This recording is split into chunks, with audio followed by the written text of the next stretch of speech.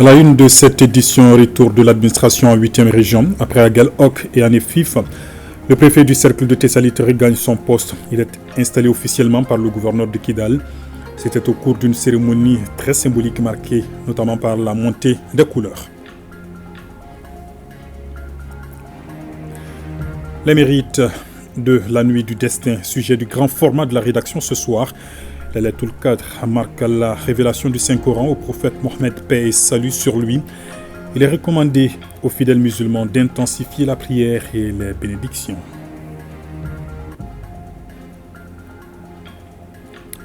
Dans cette édition, nous ferons un tour au marché des têtes et pattes de bœuf ou de mouton, très appréciés des Maliens.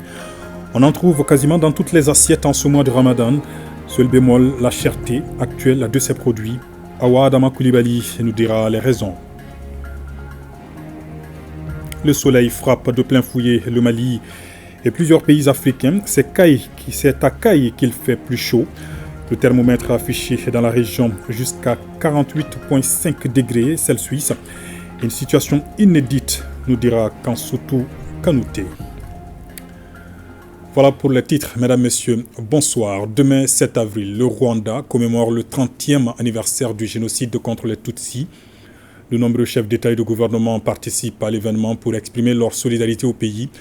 Le président de la transition, colonel Assimi Goïta, sera représenté par le ministre d'État, ministre de l'administration territoriale et de la décentralisation, porte-parole du gouvernement, colonel Abdoulaye Maïga.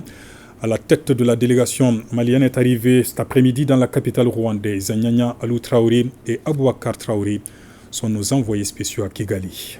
C'est ce dimanche 7 avril 2024 qui marquera le début de 100 jours de commémoration officielle du génocide de 1994 perpétré contre les Tutsis. Au Rwanda, précisément à Kigali, environ 20 chefs d'État et de nombreuses personnalités de différents bords sont attendus. Le Mali sera présent à travers une délégation dépêchée par le président de la transition, colonel Assimi Goïta. Elle est conduite par le ministre d'État, ministre de l'administration territoriale et de la décentralisation, porte-parole du gouvernement, colonel Abdoulaye Maïga. Arrivée vers 17h30 heure locale, la délégation malienne composée du ministre des Affaires étrangères et de la coopération internationale Abdoulaye Diop, de la conseillère spéciale du président de la transition chargée des questions diplomatiques Fatou Binta Diop et des membres du CNT Ameïfoune Mahal Madame est accueillie par le directeur Afrique du ministère des Affaires étrangères rwandaise, accompagné de l'ambassadeur du Mali au Rwanda, Djagina Di Yaya Doukouri. La présence de la délégation malienne à cette 30e commémoration du génocide contre les Tutsis est un signal très fort parce que tous les pays n'ont pas été invités. Le choix porté sur le Mali, notamment sur la personne de son Excellence, le président de la transition, chef de l'État, atteste vraiment de l'intérêt que le Mali porte à cette commémoration qui est pleine de souvenirs. Vous avez certainement remarqué partout, c'est écrit Kouibouka 30. Kouibouka 30, ça veut dire se remémorer. 30 ans, ne jamais oublier le génocide. Ça fait tellement de dégâts. En 100 jours, il y a plus de 2 millions de Tutsis qui ont été exécutés. C'est un programme assez dense qui attend la délégation malienne durant la journée du 7 avril. Il faut retenir le dépôt de gerbes de fleurs au mémorial du génocide à Kigali, suivi de la cérémonie nationale de commémoration sur les sites du mémorial. La marche du souvenir d'une trentaine de minutes sur 3 km est prévue, ainsi que la veillée nocturne ponctuée de témoignages de victimes du génocide. Ici, au Mali, le comité de pilotage du dialogue intermalien était ce matin face aux autorités administratives et indépendantes du pays. Une démarche inclusive et participative qui vise à mobiliser l'ensemble des forces vives de la nation pour la réussite de ce processus qui commence par la phase communale du 13 au 15 avril prochain. Ali Djoumatina. C'est au tour des autorités administratives indépendantes du pays de répondre à l'appel du comité de pilotage du dialogue intermalien pour la paix et la réconciliation nationale. Le cadre de concertation démarré depuis quelques jours a permis au comité de rencontrer presque l'ensemble des forces vives de la nation. La finalité du dialogue intermalien initié par le président de la transition, chef de l'État, restaurer la paix, la cohésion sociale et la réconciliation nationale. Le processus de dialogue direct entre les Maliens vise essentiellement à éradiquer les racines de conflits communautaires qui ont fragilisé le tissu social et ébranlé le vivre ensemble. Il faut que nous arrivions, il faut arriver à réconcilier les Maliens entre eux, à tourner la page du passé et trouver les issues favorables au développement endogène harmonieux de notre pays. Les autorités administratives indépendantes du pays, environ une dizaine de structures intervenant dans plusieurs domaines tels que la promotion et la protection des droits de l'homme, de contrôle et de gestion des élections, se félicitent de l'initiative et restent déterminés à accompagner le comité. L'occasion m'est donc opportune pour adresser au nom de l'ensemble des autorités administratives indépendantes nos sincères félicitations aux membres du comité de pilotage. Et les autorités administratives indépendantes sont disponibles pour accompagner le comité dans sa noble mission, à savoir l'instauration d'un dialogue direct entre Maliens, conformément à la vision du président de la transition, chef de l'État, et aux recommandations des Assises nationales de la refondation.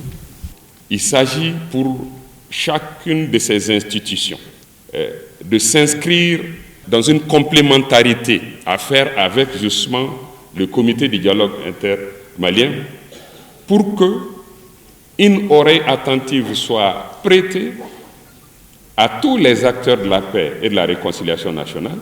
C'est en cela que cette session d'information à votre attention pourra servir justement à améliorer de façon qualitative le contenu du dialogue intermalien. Lors de cette rencontre avec les autorités administratives indépendantes, le président du comité de pilotage a fait le point des différentes démarches déjà entreprises avant de se projeter sur le calendrier du dialogue proprement dit, l'étape la plus importante du processus. Nous avons arrêté les dates du 13 au 15 avril pour les phases communales. Dans les régions, les 19 régions plus le district, au niveau des ambassades, des consulats, les dates retenues sont du 20, 21 et 22 avril 2024.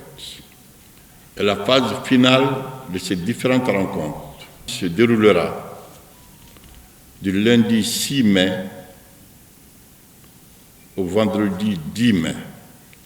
Donc 5 jours pour permettre à l'ensemble des délégués venant des régions et de la diaspora, nous puissions débattre de la quintessence des résultats qui nous parviennent du Mali profond. Et cette cérémonie d'ouverture et de clôture sera présidée par le président de la transition, chef de l'État. En attendant de boucler ce lundi sa série de rencontres avec les légitimités traditionnelles et confessions religieuses, le comité de pilotage semble déjà poser les jalons devant aboutir à un dialogue intermalien innovant, franc et sincère, sans aucune interférence extérieure. Le président du Conseil national de transition, colonel Malik Diaw, informe les membres du CNT que la session ordinaire d'avril de l'année 2024 débutera le lundi 8 avril. La cérémonie solennelle d'ouverture de la dite session aura lieu le même jour à partir de 10h dans la salle Djily Baba Sissoko du Centre international de conférence de Bamako, mise en place terminée 9h30. Dans le cadre des mesures de prévention contre le Covid-19, l'accès à la salle est limité aux seules personnes autorisées et le port du masque est vivement recommandé. Cet événement sera retransmis en direct sur les antennes de l'ERTM et la radio du Parlement, la 89.4 FM. Le président du Conseil national de transition s'est compté sur la bonne compréhension de tous. Retour de l'administration dans la région de Kidal. Après Aguelhok et Anefif, le préfet du cercle de Tessalit est officiellement installé. L'événement est marqué par la montée des couleurs nationales sous la présidence du gouverneur El Hadj Gamou. Reportage depuis Kidal, Sidi El Mehdi Ag Al-Baka. Le cercle de Tessalit accueille un gouverneur très engagé à répondre à hauteur des souhaits aux besoins des populations sur l'ensemble du territoire de sa région. ce qui explique l'installation du préfet de Tessalit après Aguelhok et Anefif. La marche vers un retour définitif à la normale semble bien enclenchée dans la région de Kidal. À Tessalit, le chef de l'exécutif régional a eu des échanges avec les forces de défense et de sécurité pour s'enquérir des difficultés, des conditions de vie et de travail des hommes sur place. Pour d'abord les féliciter du travail bien fait et les remercier, les souhaiter aussi bon courage, surtout les relations excellentes entre l'armée et la population. Et elle est vraiment de fournir aussi certains conseils dans le cadre de la réussite et surtout le reste de la mission. En tout cas, j'ai vu quand même des hommes et des officiers bien engagés, et vraiment pour la mission. À la demande des forces vives de Tessalit, la délégation a procédé à la montée des couleurs nationales pour se désolidariser définitivement de la propagande, car pour les populations, l'administration, les forces de défense et de sécurité, la seule voie qui vaille, c'est celle d'un Mali uni et prospère. Ce jour de haute portée historique et significatif, par l'action que nous venons de poser, celui de la montée des couleurs vert, jaune et rouge, qui flottent désormais au-dessus de la ville de Tessalit, marquant ainsi notre retour dans les jurons de la République du Mali. Le retour triomphal de l'administration auprès des administrés, suite à la reconquête intégrale et totale de tout le territoire national. Au terme de la visite, il ressort que les forces vives du cercle de Tessalit demeurent attachées au respect de la République du Mali, de sa forme républicaine, laïque et démocratique, et soutiennent avec toutes les énergies les autorités de la transition pour redonner au Mali sa paix d'antan. De Kidal, rendons-nous dans la cité des Askia où le préfet de Gao rencontre les autorités et légitimités traditionnelles. Au centre des échanges, leur rôle dans la consolidation de la sécurité dans la région. Aliou Idrissa Maïga. En initiant ce cadre d'échange, le préfet du cercle de Gao voulait échanger et partager des informations avec les autorités et légitimités traditionnelles des différentes communes du cercle de Gao. Au centre des débats, le rôle et la place qu'occupent les légitimités traditionnelles, la différence entre autorités traditionnelles et légitimités traditionnelles, la situation sécuritaire dans le cercle de Gao et bien d'autres. C'est une rencontre qui a été instruite depuis fin 2022 par les plus hautes autorités de la République à travers le ministère de l'administration territoriale, laquelle instruction nous demande trimestriellement de rencontrer dans un cadre les chefs de village, fractions et quartiers et les autres légitimités, en tout cas pour parler des sujets qui prévalent à l'heure. Les chefs des villages et fractions, les chefs des quartiers, les élus communaux et toutes les autres légitimités qui ont répondu massivement à l'appel du préfet du cercle de Gao se disent satisfaits de la qualité des sujets débattus durant cette rencontre. Je profite pour saluer cette initiative de nos plus hautes autorités, précisément du président de la transition, colonel Assimi Goïta, qui a fait qu'aujourd'hui les autorités traditionnelles et légitimités traditionnelles sont d'actualité. Dans les interventions, on a compris la différence entre l'autorité traditionnelle et la légitimité traditionnelle. On a compris que hier, il y avait du désordre, parce que chacun se considérait responsable. Mais ici, les responsabilités sont déterminées et limitées. Ce cadre d'échange a été mis à profit par les représentants des forces de défense et de sécurité pour remercier les habitants de Gao pour le respect des mesures de sécurité instaurées et leur collaboration qui ont favorisé le calme dans la ville de Gao. Le préfet de son côté a demandé aux légitimités traditionnelles de se préparer pour le futur dialogue intermalien. Les entreprises agricoles au Mali, cadre légal, centre d'intérêt et mode d'emploi, c'est le thème de la rencontre professionnelle initiée par le CNPM pour échanger avec le ministre de l'Agriculture afin de contribuer à l'amélioration du climat des affaires. Différents acteurs du privé évoluant dans le secteur agricole ont pris part aux discussions sur les défis et enjeux des entreprises agricoles dans le processus de développement. Nouhoum Sissoko.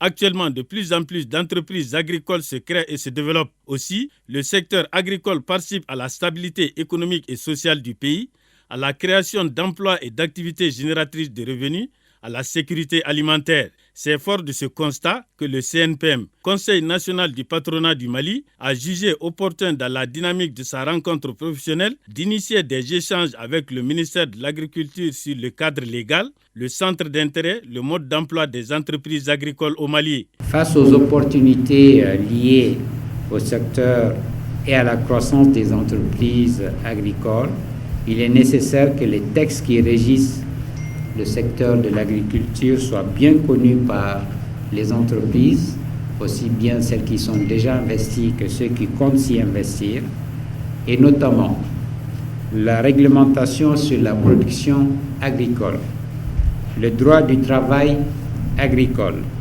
la protection de l'environnement, les politiques de développement agricole. L'agriculture invitée de la rencontre a présenté les défis et opportunités du secteur de l'agriculture, surtout quand on sait que le Mali dispose d'un potentiel d'environ 43 millions d'hectares de terres cultivables, avec seulement 7 millions d'hectares cultivés. Nous pensons qu'il est nécessaire de relever un certain nombre de défis majeurs, notamment concilier l'intensification et la modernisation de l'agriculture avec la préservation de l'environnement, développer la transformation agro-industrielle et ensuite assurer la modernisation des systèmes de production dans le respect de l'environnement socio-économique et culturel. En termes de perspective, nous voulons développer et faire la promotion de l'irrigation et surtout de l'irrigation de proximité. Les entreprises agricoles qui produisent des bénéfices doivent être soumises au prélèvement de l'impôt sur les bénéfices agricoles, IBA, prévu par le Code général des impôts, selon le ministre. Les entreprises agricoles qui doivent tenir même des comptes doivent normalement payer des impôts. Il y a une évaluation qui a été faite à un moment donné où on dit que le potentiel fiscal lié au secteur agricole est d'environ 90 milliards de francs CFA. Des préoccupations et contributions des différents acteurs ont fait l'objet de synthèses visant à améliorer le climat des affaires pour les entreprises agricoles. Elle marque la révélation du Saint-Coran au prophète Mohammed, paix et salut sur lui. Il s'agit bien de la nuit du destin qui se situe dans les 10 derniers jours du mois de Ramadan et recherchée au niveau des nuits impaires, même si certaines croyances indiquent la nuit du 27e jour. Selon les érudits, il est recommandé aux fidèles musulmans d'intensifier la prière et la bénédiction pour bénéficier d'une récompense divine équivalente à 85 ans et 4 mois, d'adoration. Les mérites de la nuit du destin, c'est dans ce reportage signé Tiemoko Konaté. Laylatul Qadr, la nuit du destin ou encore la nuit la plus méritoire, en ce sens qu'elle a vu révéler le Saint-Coran au prophète Mohammed, paix et salut sur lui. Elle recommande aux fidèles musulmans l'intensification de la prière et des bénédictions, des actes dont les mérites équivalent à 85 ans et 4 mois d'adoration. C'est dans cette nuit qu'Allah va publier aux anges le planning des événements de l'année. Et ce qui est recommandé aux fidèles, c'est notamment la prière. Prier et l'aumône, car c'est la nuit du destin. C'est deux choses qui peuvent influencer positivement les courants des événements, comme le prophète paix et salut sur lui nous enseigne. Parce qu'il y a une différence entre le destin et la prédestination. Le fait que moi je suis malien, ou mon père est X et ma mère est X, je ne peux pas le changer. Mais le fait de suivre l'émission ou cette télé à l'instant T, il y a une volonté de ma part ajoutée à la volonté divine. Laylatul Qadr se situe dans la dernière décade du mois de Ramadan. Si les nuits impaires sont généralement indiquées, celle du 27e jour demeure la plus favorite, et cela pour des raisons précises. La sourate Laylatul Qadr, qui est une sourate composée de 30 mots, et là où on dit Salamun hiya, la paix se trouve, c'est coïncide au 27e. Donc après Salamun hiya hatta matla il fajr, il n'y a que 3 mots. Aussi, la valeur numérique de Laylatul Qadr, c'est 9. Et cela a été répété 3 fois dans la sourate. Inna anzalnahu fi Laylatul Qadr. Wama adraka ma Laylatul Qadr.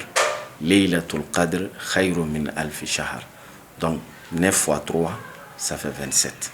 Donc il y a cette logique qui a amené beaucoup des érudits et aussi certains hadiths à analyser sur la grande probabilité sur la nuit du 27. La nuit du destin doit donc sa convoitise par les fidèles imbus d'une profonde conviction au mérite immense qu'elle accorde à ces derniers.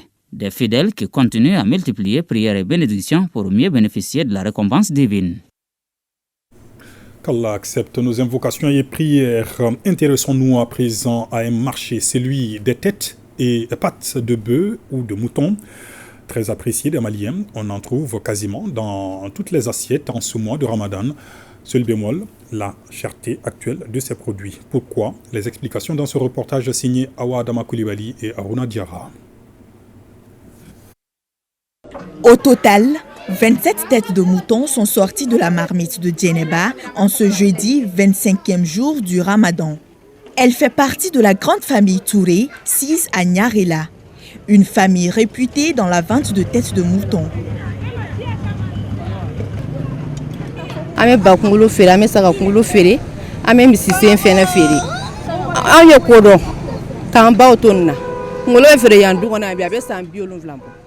Ici, le prix d'une tête varie entre 2000 et 4000 francs CFA. Yaya Maïga achète à ce prix pour la première fois depuis des années.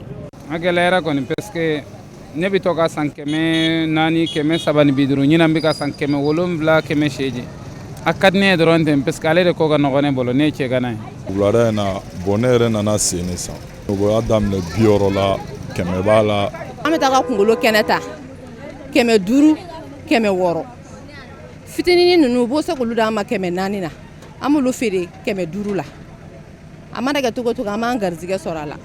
Elle s'approvisionne en général chez les revendeurs dans les marchés ou directement à l'abattoir. Sur ces lieux, les prix sont justifiés par diverses raisons, notamment le mois de Ramadan. Comme kunkolo qualité to kelen wa baganw fana qualité to kelen wa kunkolo yɛrɛ nɔgɔman bɛ daminɛ 300 450 ka yɛlɛ sanfɛ quoi. Donc ka taa bila fo 400 500 la quoi. Donc an fana bɛ taa a jeni an b'an ta ɲini a kan quoi.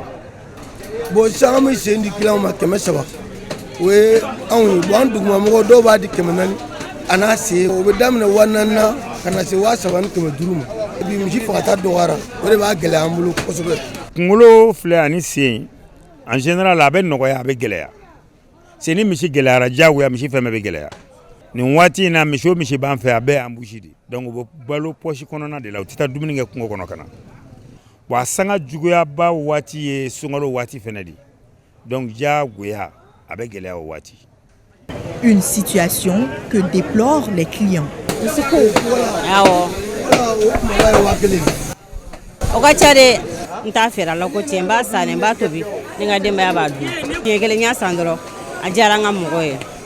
Ne tile 2 tile 3 bila n bɛna san ne bɔra ka taa sa hali ma 900 ne ye sama nɛnɛ kelen sa 300 k'o fara a kan.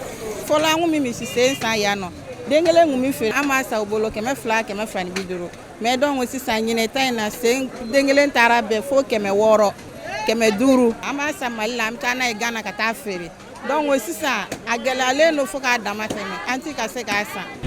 Si certains optent pour la soupe de tête, d'autres la préfèrent enfournée. Cette dibiterie vend des têtes de mouton et le prix est intact depuis plus de 3 décennies. Pour le mois de carême, ce n'est pas suffi pour les gens. Ça vaut 60-70 par jour. De 84 aujourd'hui, je l'ai fait 2500, je n'ai jamais augmenté. Et c'est plus tendre qu'un poulet. Qu'il soit cru, en bouillon ou enfourné, le prix élevé de ces membres de ruminants n'enlève rien à l'engouement chez les clients. Le plaisir gustatif semble primer sur le coût à payer.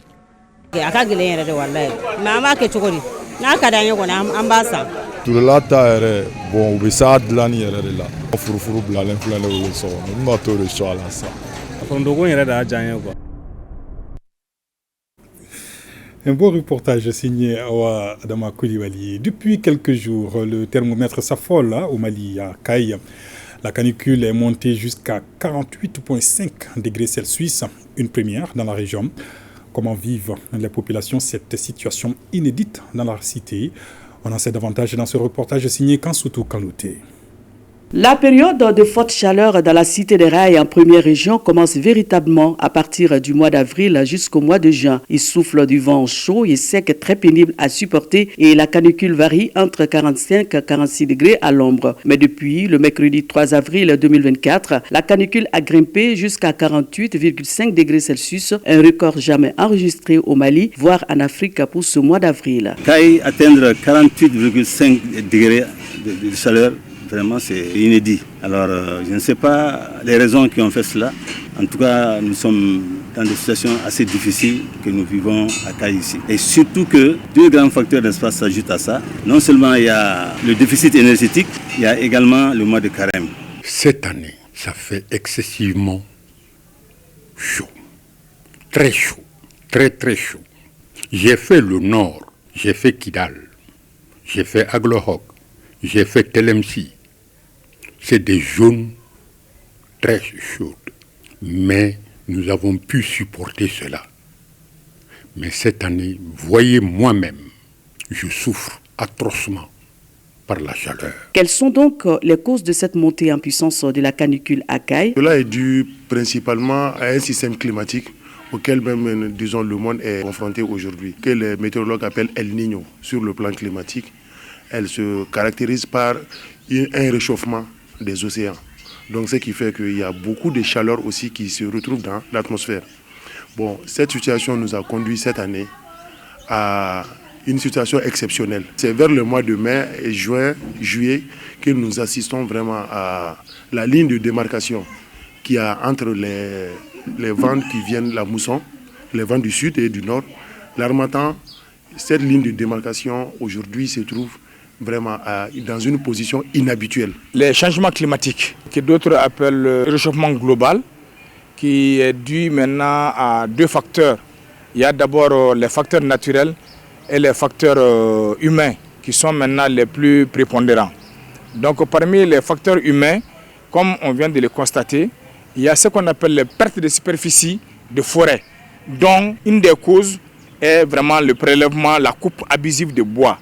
Mais il n'y a pas que ça, la région de Caille est confrontée aussi au phénomène de feu de brousse récurrent qui consume toute la végétation qui reste. Ensuite, il y a les défrichements pour l'installation maintenant des champs et d'autres besoins pour vraiment la communication, les industries et autres. Le phénomène le plus grave est aussi l'orpaillage traditionnel semi-mécanisé qu'on voit actuellement dans certaines parties de la région, comme maintenant le cercle de Kenyeba. Selon les spécialistes de la météo, Caille doit s'attendre encore à des journées et des nuits très chaudes. Elle est due à une situation aujourd'hui exceptionnelle qui va durer au moins une semaine à 10 jours. Mais les températures vont revenir aux températures saisonnières. Mais ça ne veut pas dire qu'il ne fera pas chaud. Face à cette chaleur accablante, les rivages du fleuve Sénégal sont pris d'assaut par les jeunes pour prendre de l'air ou pour des baignades, une activité toujours couronnée par plusieurs cas de noyade. Je suis venu me baigner dans le fleuve car il fait très chaud. C'est mon deuxième tour comme ça dans l'eau. Le mois de Ramadan a coïncidé avec la période de chaleur. Et là, imaginez un peu ce que nous subissons étant en juin en plus. Si tu n'as pas d'autre alternative pour pouvoir te soulager, tu es obligé de venir te baigner dans le fleuve. Nous sommes permanents au niveau du pont. Il y a trop d'enfants qui affluent vers le fleuve tous les jours. Nous les chassons, mais rien à faire. Plusieurs parmi eux viennent à l'insu de leurs parents. J'invite les parents à surveiller leurs enfants. Nous assistons avec amertume à la noyade des enfants dans le fleuve. Il y a beaucoup d'enfants qui viennent se baigner alors qu'ils ne savent pas nager. Souvent, nous les chassons en vain. Qui parle de chaleur parle vraiment des conséquences sur l'être humain. Ces conséquences vont de la déshydratation qui peuvent conduire à l'inconscience, voire la mort, des maladies telles que la varicelle, le stress psychologique et beaucoup d'autres maux. Afin de juguler ces conséquences, l'être humain tend toujours à chercher à se rafraîchir quand il y a la chaleur. C'est la raison pour laquelle nous constatons dans ces derniers temps une affluence très très importante vers le fleuve Sénégal, plus précisément non loin du premier pont. Cette affluence n'est pas sans conséquence, surtout la jeunesse la jeunesse y participe beaucoup. Pour pouvoir mener à bien cette activité qui fait partie des activités régaliennes de la protection civile, nous passons de temps en temps faire des séances de sensibilisation, de prévention bien sûr. On a un centre de secours fluvial qui est au bord du fleuve là-bas. Ils interviennent tout juste lorsqu'on constate un cas d'incident, que ce soit le cas de noyade ou d'accident. Les statistiques nous donnent 19 interventions l'année dernière. Et les âges se situent entre 11 ans et 19 ans. Donc il faut voir, c'est pratiquement la jeunesse kaysienne.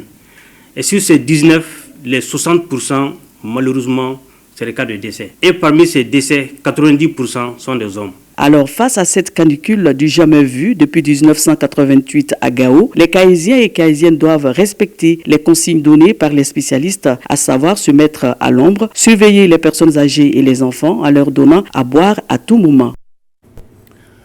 Également dans l'actualité, 600 kits composés d'habits, de fêtes et de viande pour 600 enfants dans les 6 communes du district de Bamako.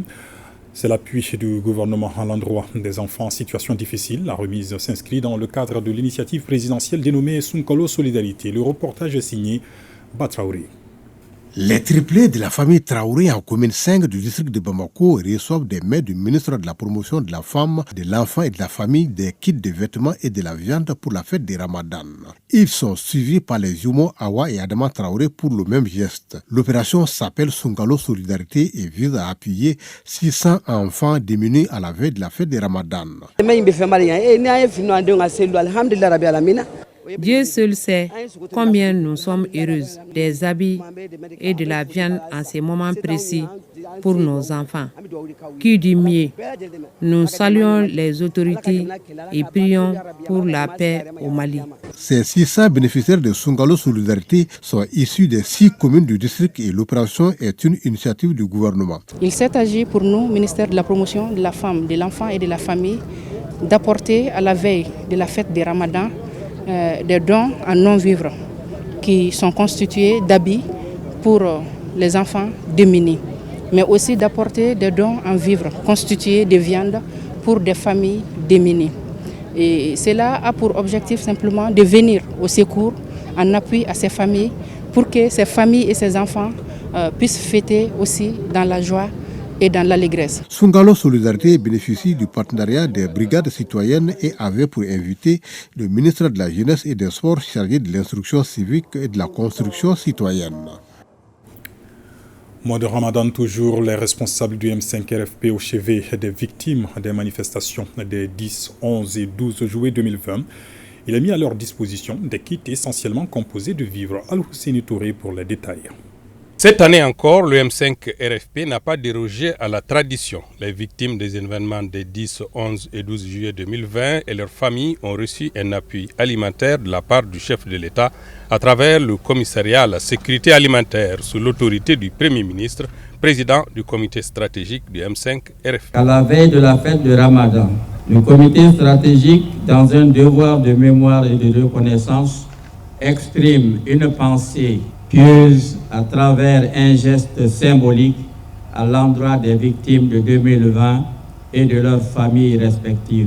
Il s'agit cette année d'un premier lot de denrées alimentaires remis par le commissariat à la sécurité alimentaire au Premier ministre, chef du gouvernement, Dr Choukel Kokalab Maïga, président du comité stratégique du M5 RFP, sur les hautes instructions de son Excellence, le colonel Assimi Goïta, président de la transition, chef de l'État. Les victimes ont exprimé toute leur reconnaissance aux donateurs, non sans avoir rappelé la nécessité d'assister certains blessés dont la prise en charge demande des efforts exceptionnels. Je voudrais vous remercier pour les aides à l'endroit des victimes qui ont beaucoup contribué à calmer leurs souffrances. Je voudrais, au nom du collectif des victimes des 10, 11 et 12 juillet 2020, saisir cette occasion pour solliciter auprès de vous, en qualité de Premier ministre, de bien vouloir prendre des mesures idoines pour une prise en charge totale par l'État des frais de traitement de tous les blessés se trouvant encore dans le besoin. Ce sont donc au total 10 tonnes de riz et 10 tonnes de mil qui ont été ainsi octroyées aux bénéficiaires pour leur permettre de faire face aux difficultés liées au mois de Ramadan. Après Bamako, l'opération Ramadan solidaire de la BDM-SA s'étend dans les capitales régionales où sont implantées les agences de l'institution financière suivant les étapes de Koulikoro, Sikasso, Bougouni, San et Tombouctou avec Boubacar Bablé Touré. À Koulikoro, c'est la grande mosquée de la ville qui a bénéficié de cette traditionnelle donation de l'agence de la BDM de la région. Les fidèles de ce lieu ont reçu 4 sacs de riz, 5 sacs de sucre, 2 cartons d'huile, un bœuf et une enveloppe de 150 000 francs CFA. L'initiative s'inscrit dans le cadre de l'opération Ramadan solidaire de l'institution financière. Face à un tel geste, les mots me manquent pour remercier la BDM-SA. En retour, nous n'avons que des bénédictions à faire pour le personnel ainsi que le pays tout entier. Même donation à la grande mosquée de Flasso de Sikasso. Ici, les bénéficiaires, en plus de se réjouir de cet élan de solidarité, ont fait des bénédictions pour la banque. Cela fait 2 années consécutives que nous bénéficions des dons de la BDM. Nous sommes contents et cela représente beaucoup pour nous. Que Dieu vous le rende. La grande mosquée de la capitale du Bani-Monotier n'est pas restée en marge de cette générosité de la BDM-SA. Comme toutes les mosquées bénéficiaires, elle a reçu 250 kg de sucre, 200 kg de riz, 2 cartons d'huile, en plus d'un bœuf accompagné d'une enveloppe de 150 000 francs CFA. C'est une tradition que la BDM vient de respecter à notre endroit, en ce mois de partage. C'est Dieu seul qui peut récompenser ce geste de générosité. Idem pour la grande mosquée de San qui a aussi bénéficié de ce geste philanthropique de la Banque de développement du Mali. Ce geste qui, selon le porte-parole des bénéficiaires, sera d'un grand soutien aux fidèles par ce temps qui court. Nous commençons d'abord par remercier la direction, tous les agents de la BDM, y compris la direction de San et ses agents, qui ont bien voulu l'année dernière venir au secours, en aide, à l'appui aux fidèles musulmans de la grande mosquée, pour ne pas de sang. Et justement, s'ils réitèrent, la BDM réitère cette donation, nous ne pouvons que les remercier. À Tombouctou, c'est la célèbre mosquée Sankouri qui a bénéficié de même nature de ces dons de l'opération Ramadan solidaire de la BDM-SA au profit des fidèles musulmans. Vous, travailleurs de la BDM, vous avez honoré la parole divine. Dieu a dit dans le Saint-Coran d'aider les fidèles, surtout les démunis. Donc du fond de cœur, vous êtes unis et nous demandons à ce que Dieu vous récompense le centuple de ce que vous venez de nous donner. Dans toutes ces mosquées bénéficiaires, comme maître mot, des bénédictions et pour la banque donatrice et pour le pays tout entier. Autre geste de solidarité en ce mois de Ramadan, cette fois-ci à Nioro du Sahel, où les populations en situation difficile viennent également de recevoir 250 kits de produits alimentaires. Les détails avec Moussa Diakité. Après le lancement de l'opération Ramadan 2024, par le représentant spécial du président de la transition au début du mois béni de Ramadan, des opérations similaires de gestes humanitaires, d'entraide et de solidarité se sont multipliées à travers toute la région de Nioro. Pour ce cas précis, il s'agit de 250 kits de produits alimentaires composés de riz, de sucre et d'huile pour les populations en situation difficile offerts par un généreux fils de la localité résidant en France. Par ces gestes de solidarité, M. Samou Diakité entend se rendre utile à sa région d'origine en apportant un ouf de soulagement chez les bénéficiaires en ces derniers instants de Ramadan. Nioro, il y a beaucoup de gens qui ont des millions. Donc il faut penser à notre ville Nioro. Il faut voir la masse. Les gens sont pauvres. C'est le président Assimi même qui a commencé ça à Nioro. Faire des dons à 250 personnes, c'est beaucoup d'argent. Hein.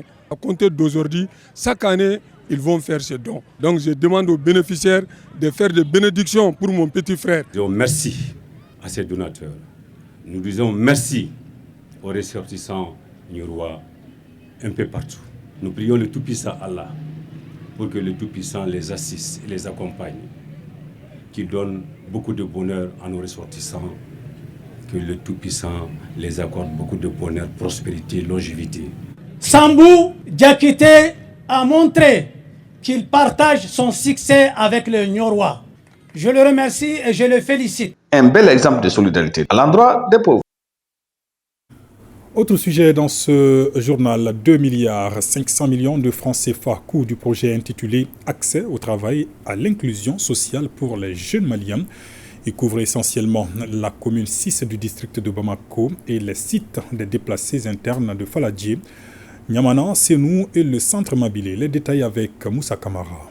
Alice ou encore accès au travail à l'inclusion sociale pour les jeunes Maliens est un projet initié par un consortium d'ONG internationales et locales. Le projet Alice comprend plusieurs volets. On va travailler dans 4 volets. Donc c'est un projet de développement déjà de 3 ans. Les volets sont dédiés à l'entrepreneuriat des jeunes en particulier. Après, il y aura une aide au centre de formation professionnelle. On va donner des bourses d'études aux jeunes de la commune 6. Et on vient de mettre en place ici un espace d'orientation jeunesse qui sera géré par la PEJ, qui sert à orienter les jeunes pour la recherche d'emploi. D'une durée de 36 mois, le projet Alice bénéficie de l'appui de l'Agence italienne de développement. Pour 3,6 millions d'euros, 2 milliards 361 millions 445 200 CFA. Environ 200 promoteurs d'entreprises et leurs salariés vont bénéficier des fonds de démarrage et d'un accompagnement technique et de gestion d'entreprise. Nous sommes essentiellement dans le domaine des BTP et ce projet-là vient en appui au centre de formation professionnelle de Senou. Les activités de ce projet toucheront plusieurs milliers de bénéficiaires directs et indirects, dont 6 500 jeunes orientés par l'espace d'orientation jeunesse, 6 ici même au centre de jeunes de Sowoniko. 2000 jeunes formés en compétences de base, 500 jeunes bénéficiaires de bourses de formation dans 18 centres de formation professionnelle qui seront eux-mêmes appuyés. Cette cérémonie de lancement s'est achevée par la visite du centre d'orientation des jeunes en quête d'emploi. À Bandiagara, le gouverneur inaugure la maison des aînés et le siège du conseil régional de la jeunesse. Des réalisations qui sont le fruit d'un partenariat public-privé, nous dit Abdul Karim Kaba. Le développement de la communauté s'associe aux infrastructures. C'est pourquoi le gouverneur de la région de Bandiagara, Sid Mohamed El Béchir, a procédé à l'inauguration de la maison des aînés et du siège du conseil régional de la jeunesse de Bandiagara. Ces réalisations ont été une occasion de renforcer l'unité et la solidarité autour de ce projet essentiel. C'est avec une immense fierté que je souligne l'inauguration de ces 2 infrastructures, un projet que j'ai suivi de près avec tous les acteurs, dont la réalisation me touche grandement aujourd'hui. Nous pouvons nous réjouir de savoir que de nombreuses personnes de la région pourront bénéficier des services de ces 2 maisons, destinées à 2 couches hypersensibles de notre société. Selon le représentant de l'entreprise moderne de construction et de l'ONG Association pour la promotion des initiatives de développement communautaire, tous les aspects techniques ont été pris en compte dans la réalisation de ces édifices. Les héros du jour, c'est-à-dire les jeunes et les vieux, ont chacun remercié et encouragé le gouverneur pour son engagement envers leur bien-être et leur avenir. Dès son arrivée, Monsieur le gouverneur a accepté, restaurer, rénover la première école du Bandiagara, Mamadou Tolo. Et ensuite, il a continué ses œuvres en voulant bien rénover le musée où habite aujourd'hui le gouvernorat. Et ce n'est pas fini. Monsieur le gouverneur a accepté, concevoir, réaliser la maison des aînés. Le siège du conseil régional, les jeunes, sera un lieu d'écoute où les jeunes vont discuter des projets, la création d'emplois, la création de partenariats jeunes et de femmes. Le siège du conseil régional sera aussi un lieu où on va parler de paix, de cohésion sociale, de vivre ensemble, mais également du développement. Le gouverneur a réaffirmé l'engagement des autorités de la transition à accompagner et initier de telles actions partout au Mali. Sid Mohamed El Béchir a invité les bénéficiaires à en faire bon usage. Lancement d'un autre projet, cette fois-ci à Tombouctou. Il devrait permettre l'établissement d'état civil aux personnes issues des zones affectées par les conflits. Le projet est financé à plus de 100 millions de francs CFA par le HCR pour une durée de 10 mois. Najim Babassissé. La protection des populations en provenance des zones affectées par les conflits constitue des inquiétudes majeures pour l'État et ses partenaires qui œuvrent inlassablement pour leur bien-être. C'est dans ce contexte que le projet d'appui à la documentation civile des personnes affectées par le déplacement forcé est lancé dans la région de Tombouctou. Il s'agit là d'un volet d'un vaste programme d'assistance multisectorielle financé par HCR à travers le fonds CERF, mis en œuvre par AMSOD dans 3 cercles de la région de Tombouctou. Ce projet couvre 3 zones, notamment les cercles de Tombouctou, de Rarousse et d'Iré. Il a pour objectif principal de garantir l'accès effectif à la documentation civile à plus de 10 000 personnes. Il va aussi permettre de renforcer les capacités des autorités locales, des leaders communautaires et membres des comités de protection sur les questions de droits humains, de protection internationale et bien entendu sur la documentation civile et la citoyenneté. Les déplacements forcés ont perturbé la vie de nombreuses personnes. Mais grâce à ce projet, nous pouvons contribuer à rétablir leur dignité et leurs droits fondamentaux. Ce projet est financé à plus de 100 millions de francs CFA sur une durée de 10 mois. Il sera mis en œuvre par différents partenaires intervenant dans l'humanitaire et la protection. Voudrais-je d'abord insister pour que les partenaires récipiendaires de ces fonds CERF continuent de travailler avec les autorités régionales et locales, les collectivités, mais aussi les leaders communautaires. Cette activité est d'une importance capitale au vu de son objectif général qui vise à jeter les bases d'une collaboration saine avec les parties prenantes du projet. Cette cérémonie de lancement a été mise à profit par chacun des responsables pour affirmer leur détermination à œuvrer plus dans la lutte anti-mine, dont la commémoration s'effectue le 4 avril de chaque année.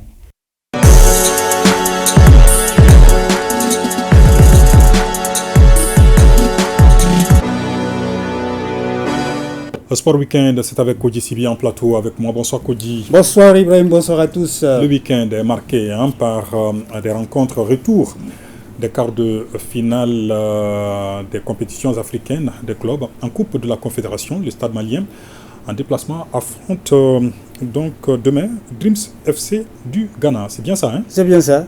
Mission difficile, mais pas impossible pour le Stade malien de Bamako. En tout cas, il y a une semaine ici à Bamako, les Blancs avaient perdu à domicile 2-1. Donc c'est Dreams qui l'avait emporté. Voilà, petit retour sur cette rencontre allée où le Stade malien avait pourtant inscrit un joli but. Comme on le disait Ibrahim, ça va être extrêmement compliqué ce match retour pour le Stade malien de Bamako. Qu'à cela ne tienne, les stades ont montré quelquefois, surtout pendant la phase de poule, qu'ils ont un visage plus reluisant quand ils sont à l'extérieur. Alors croisons donc les doigts et voyons comment les protégés de Mamoudou Kane d'Imourlé vont réagir demain. En tout cas, la victoire est impérative pour le Stade malien de Bamako. Pas seulement la victoire, il faudrait gagner par au moins 2 buts d'écart. Je donne quelques exemples. 2-0, 3-1, 4-2. Voilà des scores comme ça qui sont donc susceptibles de qualifier les Blancs de Bamako pour les demi-finales de cette Coupe de la Confédération. Alors, c'est un match à suivre, bien évidemment, sur nos antennes, particulièrement sur ORTM2, à partir de 16h. On va souhaiter bonne chance aux Blancs de Bamako. Basketball, l'actualité est dominée par le championnat national de première division. La 3e journée est en cours, hein, c'est ça? Oui, les matchs se jouent présentement même au Palais des Sports Salamatou Mega. Il y en a qui sont donc terminés, comme vous pouvez donc vous rendre compte. L'USFAS était en double confrontation aujourd'hui. Les jaunes de l'USFAS donc ont gagné dans ce match des mal classés face au centre Bintou Damele de Koulikoro sur le score de 87-57. Les militaires ont dominé pratiquement tous les cartons, 25-17 au premier et 44-31 à la mi-temps. C'est donc la première victoire de la saison pour la jeune équipe de l'USFAS. Alors, on va donc suivre après le match des hommes. Voilà, l'USFAS en jaune est face au Sigidekaï. Là aussi, les militaires sont maîtres du jeu. Ils mènent à la mi-temps 41-20 pour s'imposer à la fin.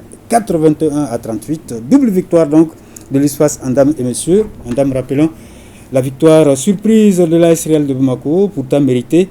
70-59 devant le Stade Malien de Bamako. Et puis chez les hommes, Atar Club de Kidal a gagné 79-71 face au CRBT de Tombouctou. On reviendra donc sur les rencontres qui sont jouées un petit peu plus tard et qui sont en cours maintenant au Palais des Sports. Salamatou Maïga Ibrahima. Merci beaucoup, Kodji, pour toutes ces informations sportives. Merci. À demain, Inch'Allah. Inch'Allah. Dans un communiqué déposé à la rédaction, la coordination des femmes solidaires et autonomes du Mali, membres de la Forçat civile, félicite les membres et alliés du PASTEF au Sénégal pour leur brillante élection à la présidence de la République du Sénégal et la nomination de Ousmane Sonko comme Premier ministre. Un communiqué signé Aïché Baba Keïta. Et c'est ce qui met fin donc à ce journal. Merci de l'avoir suivi.